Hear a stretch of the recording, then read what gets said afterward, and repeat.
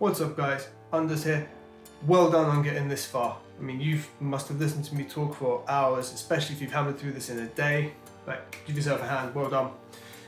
What we're doing here, we're just going to go through some real basic principles of mixing, just show you my workflow, using some EQ, using some compression, some ways to find unpleasant sounds and ways to find good sound, how we'd adjust them with EQ, a little bit of sidechain compression on the bass, and just overall adjusting the track and getting it to where we want to be. It's a really repetitive process, like channel by channel, going through everything.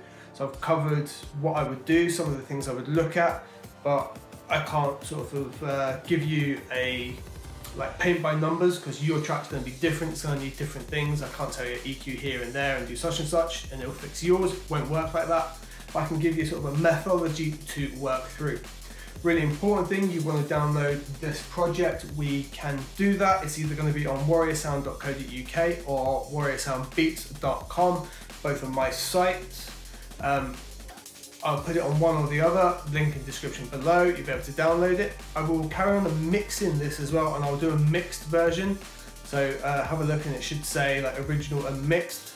If you guys download this and you choose to do something with it, like remix it, make it into your own track, just let me know. I'd love to hear it. Like, I genuinely want to know how you got on going through my videos and building some music out. So comment about that down below. If you don't want to do that, email me and let me know. I'll just have a look at it that way. Like, I genuinely would appreciate that. It'd be really cool. Let's just get into the video. Let's finish this up. Boom. Okay guys, here we are. So part 6. Basic approaches to mixing. I can't sit and mix the whole track, but I can definitely give you some of the tools that I would use to flesh it out. And it's just a little bit of optimizing the project. So the very first thing I've done here, we just open up the media browser right up in the top right hand, and we're going to select project. We're then going to go into edit, and we want to select all unused. And it's just going to grab all of the audio files that we maybe cut, edited, changed, and didn't use. And we're going to get rid of those. That's just a little bit of project optimization. It's always good when you're sharing the project, so it doesn't have to send over all of those unused bits of audio files and bits. First things first, I would have a little listen to the track. I've already done that, so playing through it again. And I would probably put an EQ on the master bus. So we can just click here to generate an EQ. And we're just going to have a look at what the analyzer is showing us here. We want to be relatively familiar with what a track should look like in this analyzer, and if anything's glaringly out of proportion, we just want to be aware of that, because it might not be something we're necessarily hearing. If you're not really familiar with what a track looks like, really simple. Bring an audio track in here, stick an EQ next to it, and just run it side by side.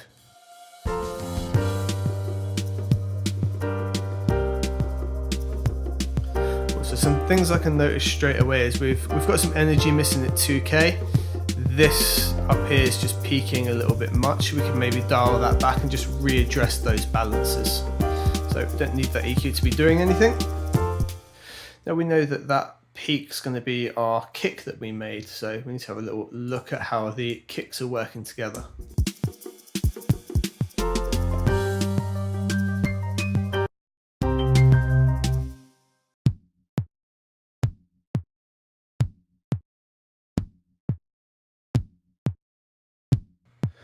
It's likely the sampled one here is just too much. You just bring that back.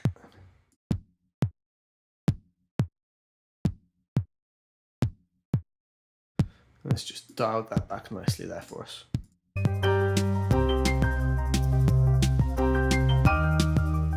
Still super audible. Not poking its way right the way through the whole track. Now we've done a bit of sound design as we went along, but I would now go through each sound bit by bit and just have a listen to it.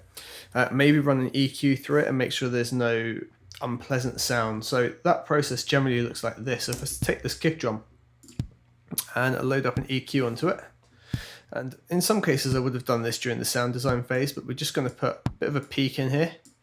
Narrow it off a little bit, but not too narrow, because it always sounds too unnatural. And we're just going to have a listen to some boosted up areas and make sure there's nothing unpleasant really in there.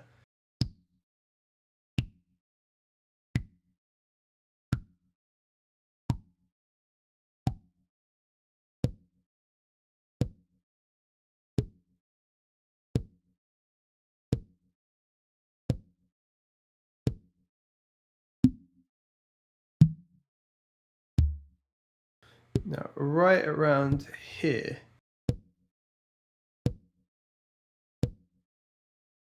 there it is. We can just control that a little bit, just by a couple of dB, just taking it away. Now, there's no need for this to roll down all the way around to 20 either. Like the energy for it's here. This is just unnecessary. So we could roll that back and we'll just listen to make sure it's not taking too much away. I can adjust my headphone mix separately, so I'm just boosting that up to have a listen here.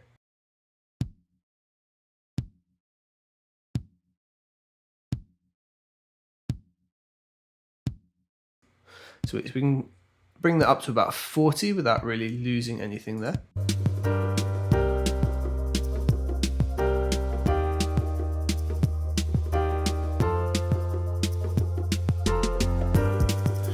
Honestly, not like actually hearing a difference, but I know a difference is being made. So just go through this process and do each channel until we've EQ'd it and balanced everything out. What I'll do the next couple, I might just fast forward it because I want to show you what happens when I find a nice part of a sound that's maybe been hidden as well.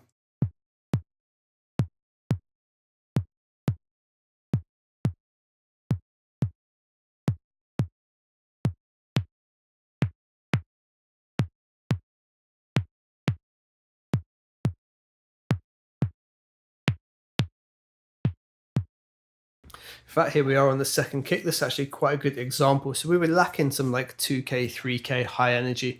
And the kick that we made, there's actually quite a nice little bit of like high end energy up there with the noise that could maybe be added in a little bit. You hear that there? Gives a really nice click. So maybe we could narrow it down a bit. Just add a couple of dB of that.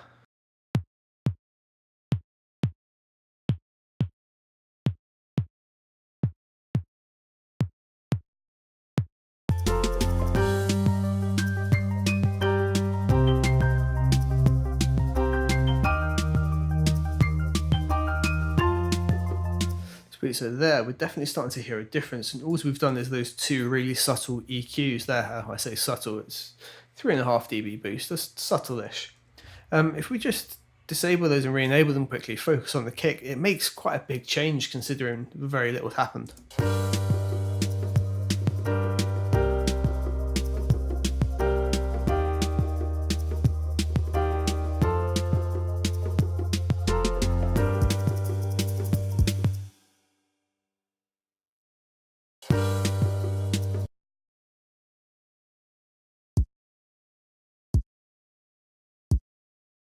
Cool. So listening to this sound on its own now, coming back to it after all this time, there's definitely some boxiness going on in there.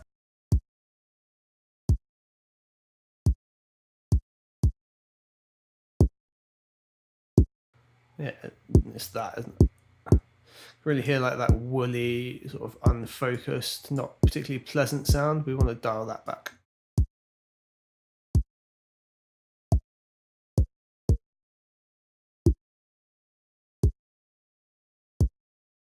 It's right around 500. And we just put the roll off on here. We just want it to snap right off at 20.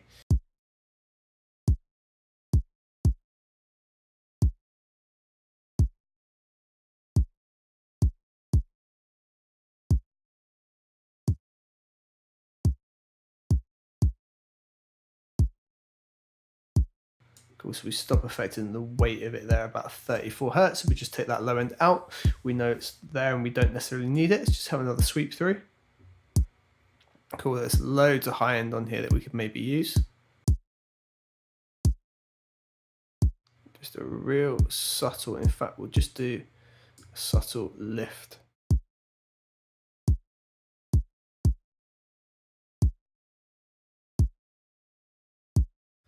Let's get all these in context.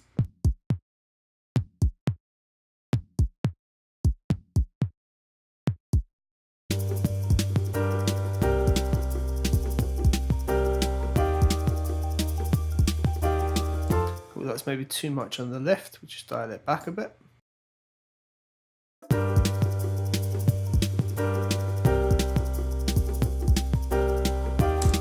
And I'm thinking we can actually take more of this mid-range out as well. Yes, there. Just give that a dip too.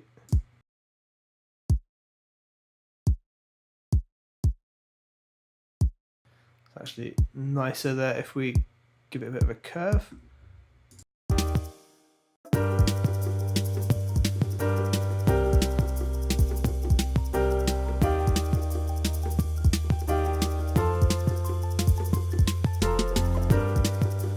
Sweet. Now the only thing I'm really thinking with the snare that I dislike is I just want to take this down just a little bit.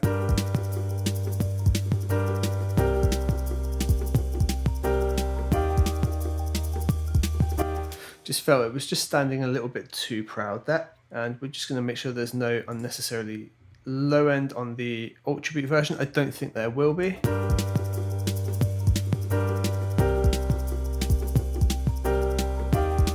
No, there's nothing there, so we don't even need the EQ plugin. We'll get rid of it. Those rides sound really nice. I think there's an area in there that we can bring out a little bit more though. Right up here. Just adding some real extra sheen to it.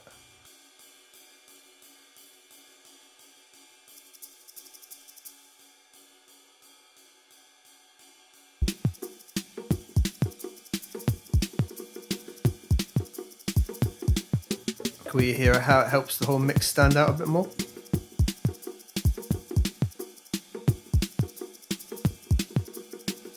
I think that's a super subtle change.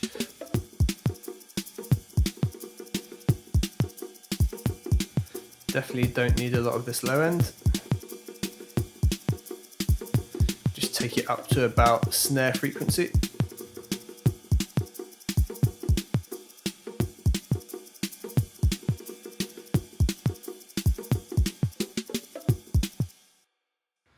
The shaker there is kind of nice.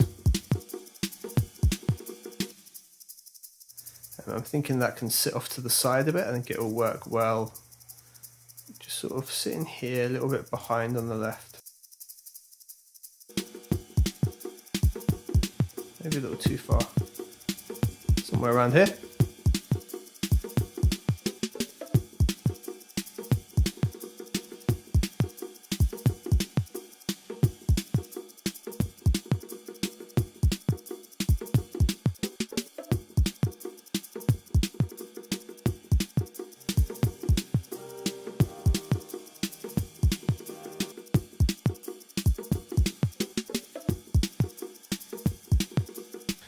You know what, I think this this bongo type sound could sit quite nicely in the snare reverb space. So we'll try that and get them sharing a space. Quite a bit of reverb works, I think. If you disagree, simply don't do it in your sort of project.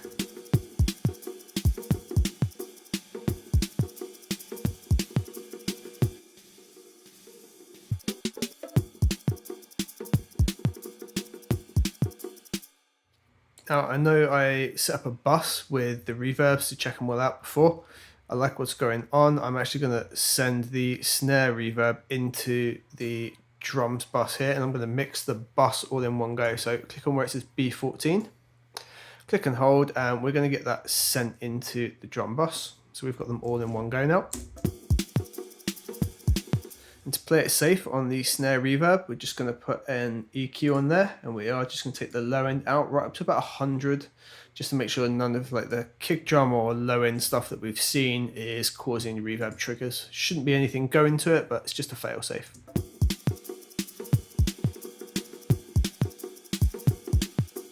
You probably wouldn't be expecting this now, but I'm going to go to the drum bus and I'm going to look to mix the drum bus. Now, all the elements, they sound nice and they're working together, but they don't gel. So I'm going to go for a bit of glue compression. I think we'll probably use the Opto, because I want to keep it quite clean, but have sort of that vintage bounciness. Now, We're at 174, so our release time in 16ths would be something like 86 milliseconds. So we'll set that so it works with the track. I think it'd be like 87.2, but 86 is close enough for us. Most of our drums are about 15 milliseconds on the transient, but we can dial that in.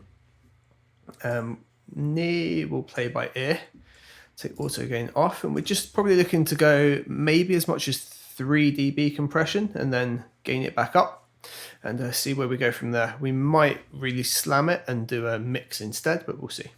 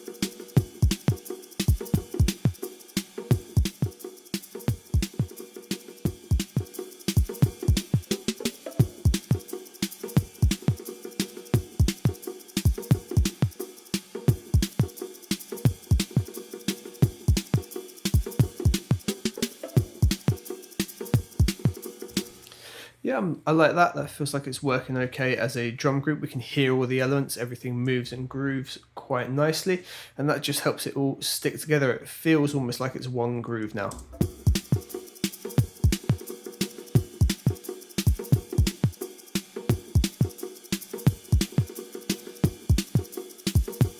I was tempted to do anything, it's to create a slightly bigger harmonic in the snare. Probably this one here, just by a couple of dB.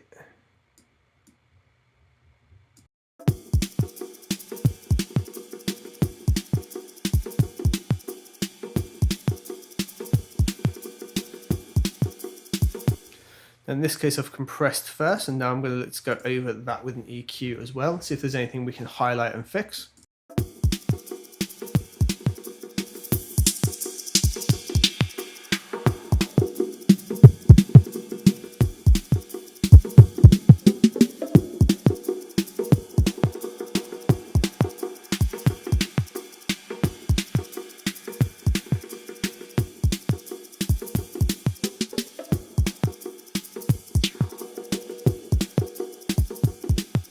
Cool, so there's 3 things I noticed, somewhere between 200, maybe 300 and 400.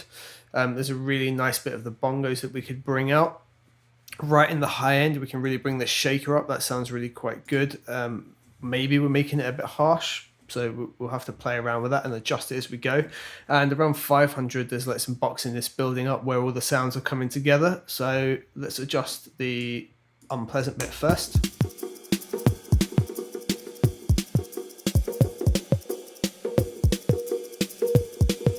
So hopefully you can really hear that ringing off there. And we just went through all the sounds and we dialed back some of that, but now it's all stacked together, it's built up again.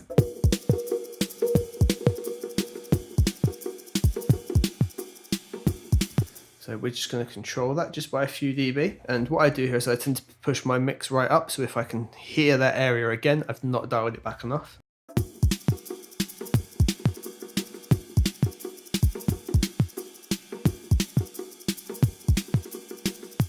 And oddly enough, there was a little boost around here that sounded good. It's going to be really hard to boost these together, so I might adjust the bongo separately, but we'll see.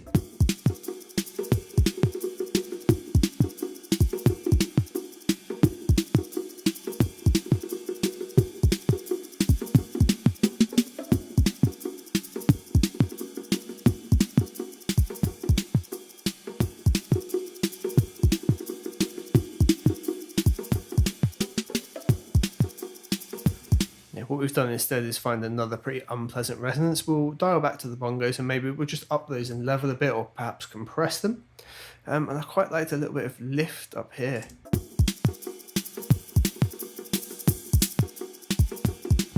Perhaps not a whole lift like that though, something.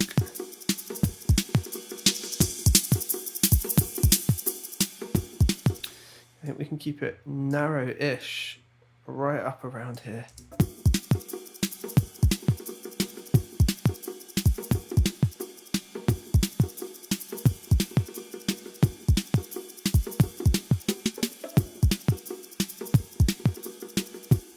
I might be making those too bright, we'll work it out as we go. So let's just dial back to these bongos, which sounded pretty good. But there was a bit we just wanted to bring out a bit more. It might just be a case of bringing them up a couple of dB. Like that. Yep, easy as that.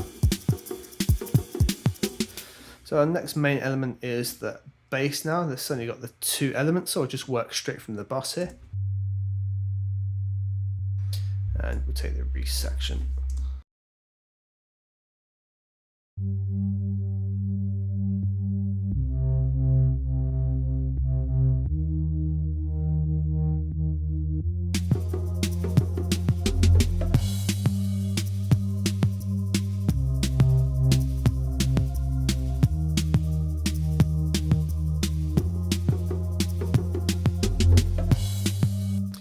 Sweet. So one of the first things I'm going to do, we're going to do a bit of sidechain compression on the whole channel. I've got a preset that I use a lot called the Pt6, which is set up for exactly this purpose. In fact, it's the Pt D&B side. There we go. Yes, we've got the 86 millisecond release and everything should be set up nicely. If we just take our kick channel, which is going to be kick sin in our case, it should be ready to go.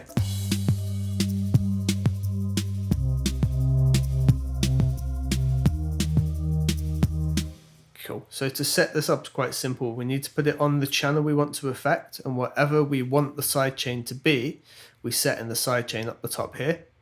So in this case, we've done the kick sin int 10. So that kick now controls the compressor, but it dips the sound of the bass. If I was to be much more extreme with it, so we're at -20, if I dial it back to -40 odd, it will really dip the bass out every time the kick hits.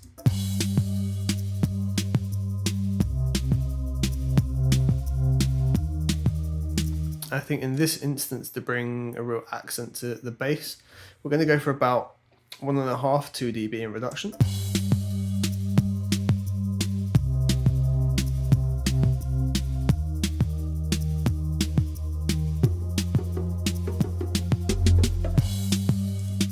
Now I normally like a bit of the transient time to take effect, but I want the kick to trigger this instantly because it's such a sharp punchy kick, so I'm going to really dial the attack back to instant. And then push off the threshold as a result.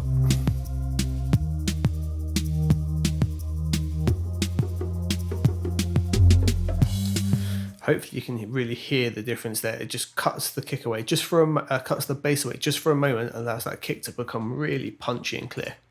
So with it off, and then I'll introduce it.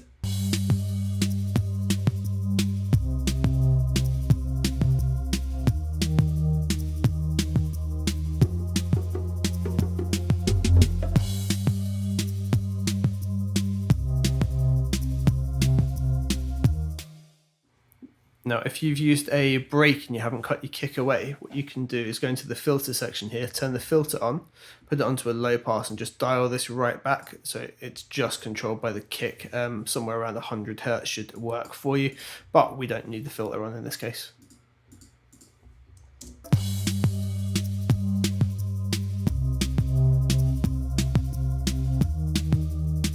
We're going to look to EQ it again. There's some non-perfect frequencies, and we're going to try and bring some other bits out.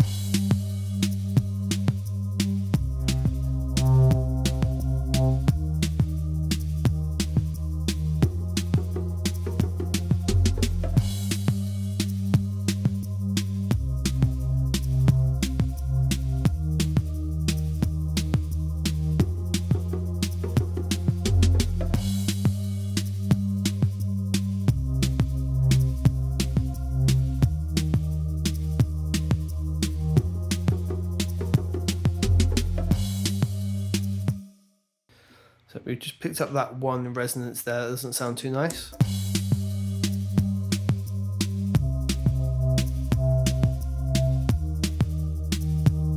There's another one, I think it's going to be around here on, it only appears on a couple of the notes, but we're going to look to dial that down as well.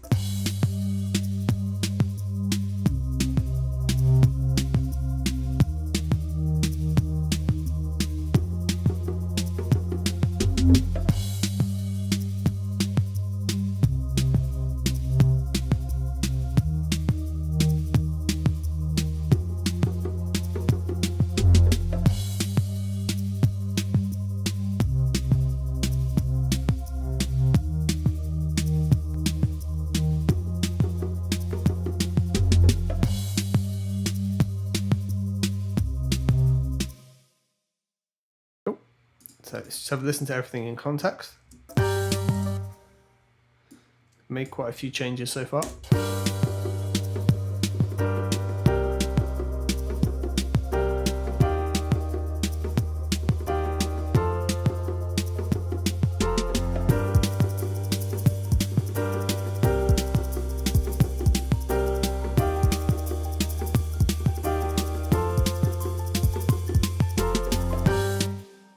Cool. Drums sound a lot stronger. I just took the third kick down by a decibel. They're the one that comes in on the after the first 4 bars. So this one here, it was just a bit above the others, and it's supposed to be like a sat under rhythm. So just dial that back just a little bit.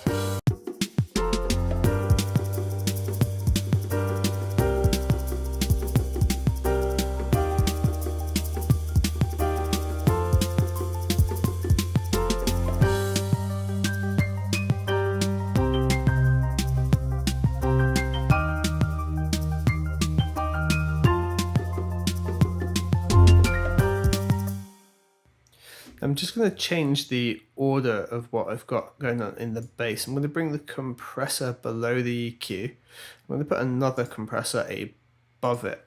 And I'm actually going to control it a little bit just using the platinum here. It's just fluctuating a little bit as it goes between the notes. You'll find that quite a lot with sub bass and bass lines. It just needs a bit of control going into the EQ, and then we can let that sidechain do its thing to really control it. I think we're just going to have to take probably 3 decibel of fluctuation out of it. Not so much on the first bit, but on here.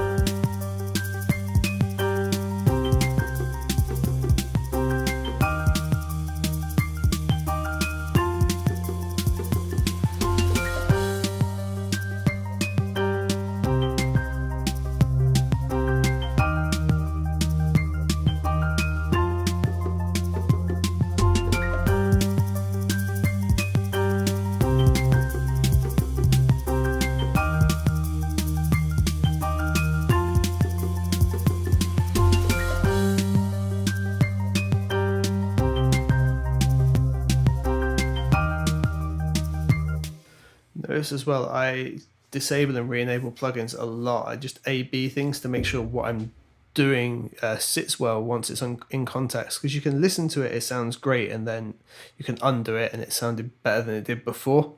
It's just something you have to do, working back and forth.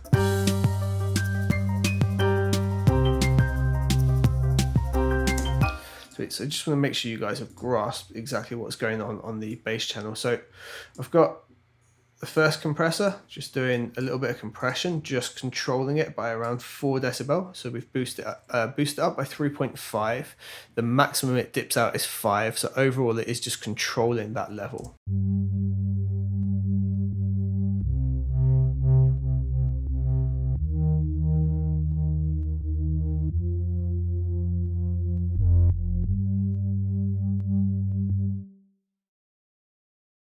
The second plugin going on is this EQ. We've got this boost across the top end, just bring some of that fizz out. We've got those 2 unpleasant frequencies. We've dipped those out a bit. I've just rolled off some very, very low end. And then after that, we've got the compressor, the FET, just working there as our sidechain.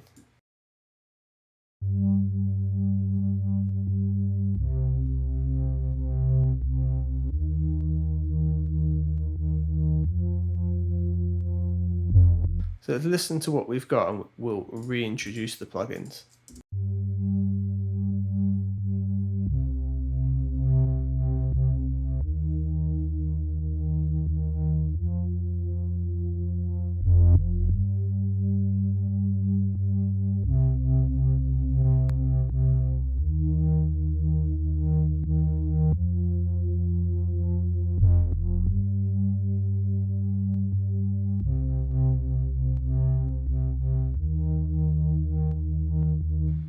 Cool, so it was really wobbly, kind of out of control, which is fine solo, but in the track it wasn't working too much.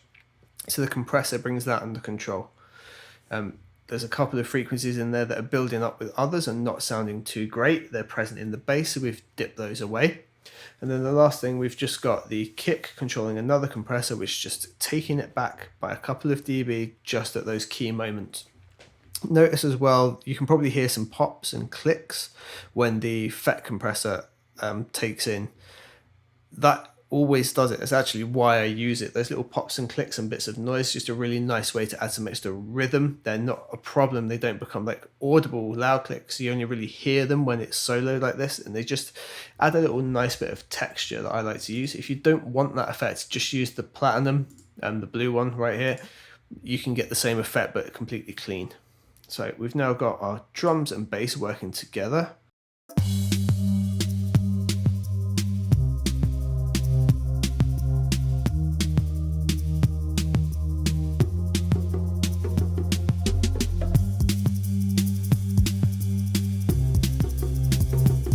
Cool, bit drony, bit fuzzy, needs some more going on, and we've got our instruments buses.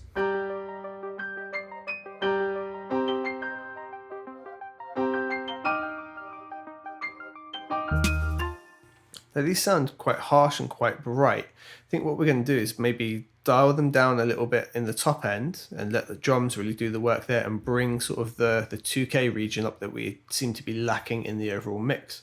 And we're going to work on it from the instrument bus itself, but I'm going to work it in context because on its own right now, it just sounds okay, they're bright sounds. But in context, it's too much. Another great thing about working in buses, everything we've done now, it's evident that these feel a bit loud, so we can dial them right off.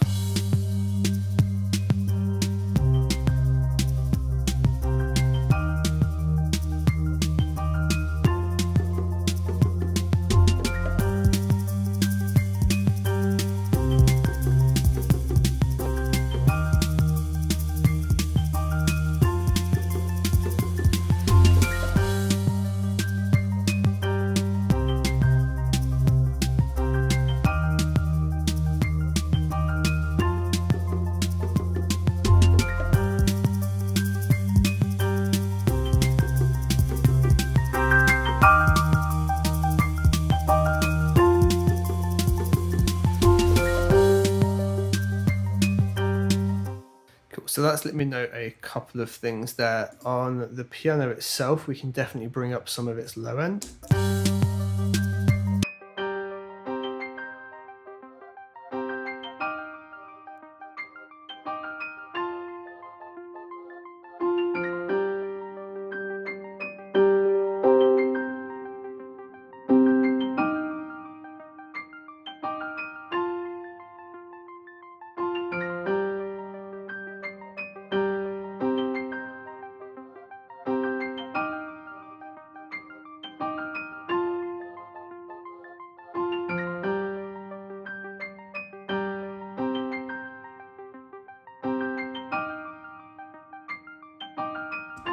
So what we've done here, if we've brought up the low end, we've brought up some of these really low tones, but we've kept this fundamental harmonic in control here, so it's maintaining the same level it would have before because it sounded right, but we've brought that lower tone up. So just have a listen before and after.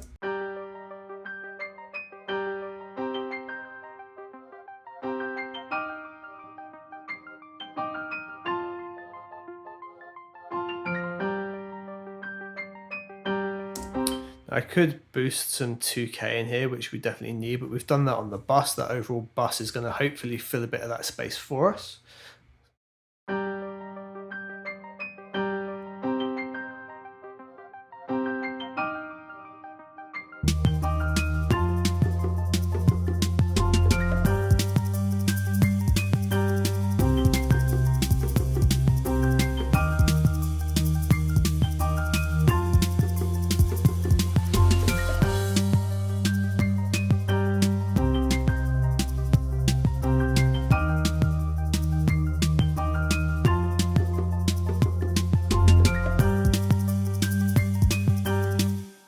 Something I think we might get away with on the bass as well is perhaps using the soft distortion on the compressor to add a bit of a new texture to it.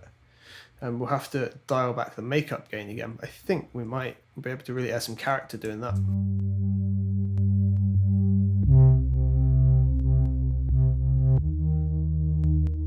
And perhaps we do it on the platinum instead.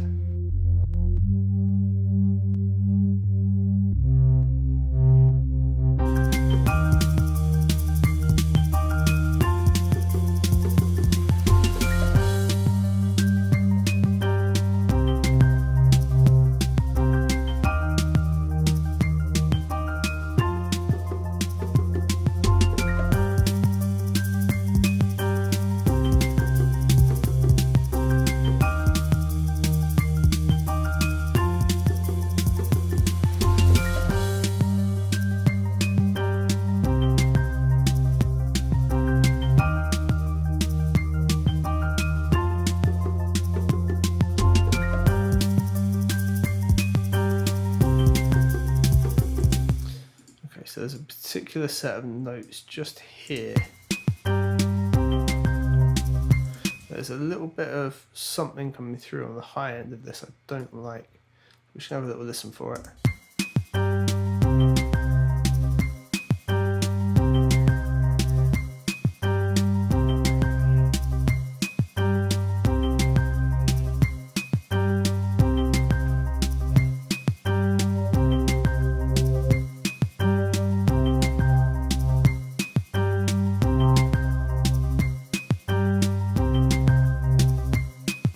I think it was that little bit at 1K there. Let's try everything in context again. Yeah,